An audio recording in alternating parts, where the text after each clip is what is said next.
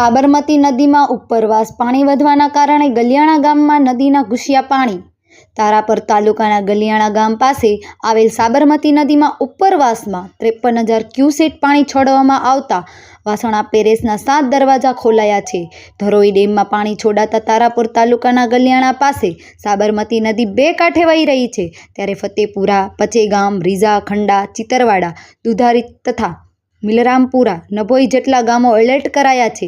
આવા પાણીના કારણે કેટલાય ખેડૂતોના પાકમાં પણ ભારે નુકસાન જોવા મળી રહ્યો છે। તેવામાં ગલિયાણા ગામના સરપંચ શ્રી દિલીપસિંહ ખેંગાર સિંહ સિણોલ તેમજ ફતેપુરા ગામના છોકરાઓ દ્વારા ગામના લોકોને શાકભાજી આપવામાં આવેલ અને ગામ લોકોને આવા પાણીમાં ક્યાં જવું નહીં તેમ જણાવવામાં આવેલ। રિપોર્ટર ફારૂક મારું, અમદાવાદ, ગુડ 24 ન્યૂઝ।